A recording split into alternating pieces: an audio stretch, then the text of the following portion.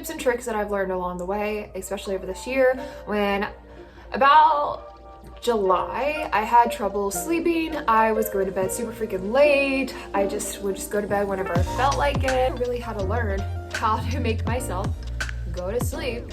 And better yet, I actually had struggled over the summer with staying asleep. And my best friend did too, where we would go to sleep and then we'd wake up like within the hour, and I'm like, oh my God. So I've been there. I've had really bad incidences. Actually, I had a really bad incident that led me to the emergency room because I just couldn't sleep for a couple days. So this is what I've learned along the way. So if you have trouble sleeping, whether you're just normal or whether it's extreme like what I experienced, here are some tricks. I completely, if not cut out caffeine, I reduced it significantly. I work late. I'm used to just drinking coffee whenever I feel like it. There were days I would wake up and it's like 4 p.m. and I would go have coffee. I would have coffee whenever I felt like it, you know, especially this time of year. The sun sets early, so the sun's setting about like 5 o'clock. Makes me tired as of 5 o'clock, and it's hard to get throughout the night. But what I had to really learn was to cut caffeine significantly. So I refuse to have, unless absolutely necessary, which is a very, very rare occasion, I only have 1 cup of coffee a day. I love a cup of hot green tea, decaf tea. And only recently I realized there's actually still caffeine in decaf. And I'm like, damn it. Even though it's significantly lower, it's still caffeine and decaf. And I'm like, oh man. So I try not to even drink my decaffeinated green tea at night. I try to make that like a rare occasion when I really feel like it or really want it, and cozy incidences. So just significantly being careful and cutting out caffeine has greatly improved. I try not to do it past noon, but I will have a 3 p.m. cutoff. Once it's 3 p.m., I will not have caffeine past 3 p.m. for the rest of the night. Unless absolutely necessary, like I'm about to go into work and work 4 p.m. to 4 a.m., then yeah, I'm gonna have my 2nd cup of coffee because I'm gonna need that for my 12-hour shift. Look, set life, when you work on set, you're there for 12 hours minimum most of the time. So you're gonna need coffee on set. This is what I love to do. Be careful with it. You know, consult with your doctor, or this is a personal thing. But especially suffering with anxiety, I have been using this here. I'm gonna mispronounce it. Ashwagandha. I don't know what it is. This is it right here. I take 2 gummies in the morning and I separate them 8 hours in between, but I have 2 in the morning and 2 at night. So let's say I take this at like, I don't know, noon. I'm probably not gonna take this again until like 9 o'clock at night, closer to bedtime. And they're super good, they're super yummy. They look like this. Ah, I just lost them. It's on the go. They look like gummies. You only need to take 2. And it's just ashwagandha. It's clinically improved. It's just an all-natural herb. It reduces cortisol levels to promote a healthy response to everyday stress. It helps with memory, quality of sleep, and more. This is the brand I love, and I love them so much.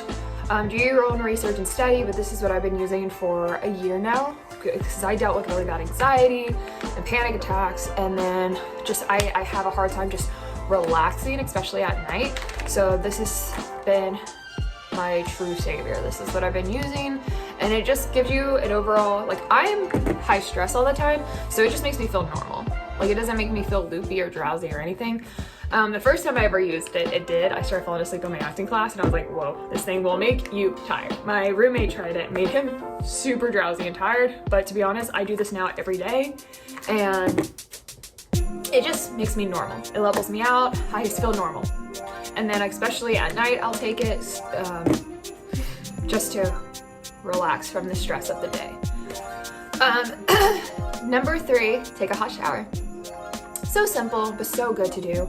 When you take a hot shower, You just cleanse yourself from the day. You can make it very spiritual, wash away the day and the stress, just the hot, just warms your body, makes you all cozy, get into your comfy PJs. You're feeling all comfy and crisp. Take it a step further. What I started doing is doing a skincare routine, really taking care of yourself, pampering, make my face look like a glazed donut, brush my teeth, or if I'm feeling lazy, I'll just use mouthwash and just make myself feel renewed and fresh. And you're like, ah, I feel comfy cozy.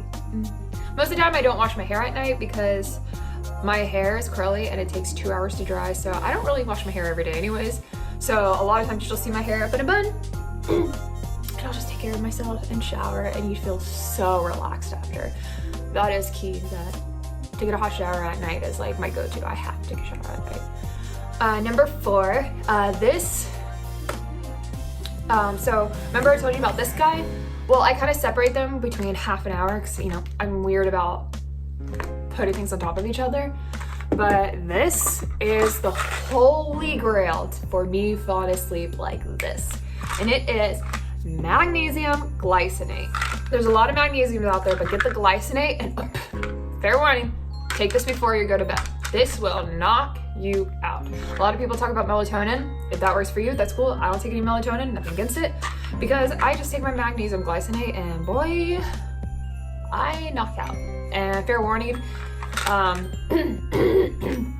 you will sleep for a lot of hours. So this helped me when I was having issues with going to sleep and staying asleep. When I was having my insomnia issues over the summer, this is what cured me of it. It's 400 milligrams, which is like the max you should have. I think women is supposed to be like 375, so like my 400 is a little bit much. But you take 2 of them. They're ginormous pills. Magnesium. Magnesium is so good for you. It's all natural. It's good for sleep, anxiety. It's good for your body recovery. So magnesium, taking magnesium at night is really good for you, especially with the anxiety. It clears your mind, it helps you relax, you fall asleep. It makes me so drowsy. So whenever I'm like, oh yeah, I'm gonna need to go to bed by midnight, I take the magnesium glycinate about 10:30, 11 p.m. and boy, I knock out. So maybe a routine I would do is I would come home, shower, do my routine, eat, take this. Actually, I would take this first, then I would do like my shower routine, my night skin routine. Maybe I'd eat some food, so that gives me like a 30-minute to an hour in between. Then I would take my magnesium glycinate, because you need it on a full stomach. I've learned that, because you will feel nauseous for some reason, so you need a full stomach. And then I would take my magnesium glycinate, drink a whole water bottle or a cup of water, and then I would progress with the rest of what I do for the night to go to sleep. I do not put on a movie or TV show. This is my next tip for you. Never put anything on that's interesting, because we have streaming service nowadays where you can just watch the next episode or movie and you'll be hooked and you want to know, especially a new TV show. I had to not watch the new Wednesday show because it was so captivating, so it would keep me up. So I'm like, oh, what happens next? What happens next? It keeps you awake, alert. So at night, I recommend putting on a TV show or a movie you've seen 100 times. So that way you don't care, you know what happens next. It's comforting. I watched The Middle, I watched Friends, I watched New Girl. I watch shows I've already seen 100 times that'll feel good, it puts you in a good place. It's like, because in that reality, everything is good in the world and nothing matters.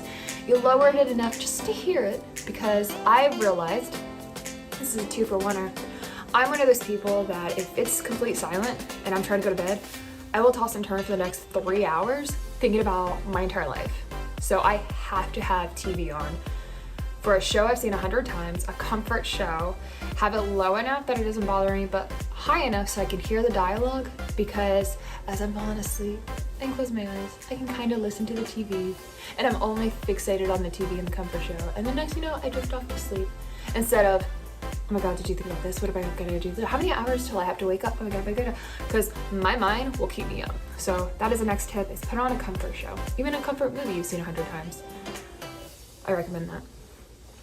Now also, this is probably going without saying, but put down your phone. I can easily scroll Facebook, YouTube, Instagram. I personally don't have TikTok, but I'm sure TikTok will keep you in a wormhole for hours on end. I don't know what happens with like the time vortex, but yeah. Whenever I scroll, it's like the fastest hour ever. So please put down your phone. What I had to start doing, which was really hard because I'm attached to my phone, I'm pretty sure you are, pretty sure the world is at this point, it's 2022. But either put your phone on the nightstand charged or put it on the other side of the room. Now, something that I just can't get myself to do, but I recommend, a lot of people do this. My mom, my best friend, and my therapist, they even put their phone on do not disturb.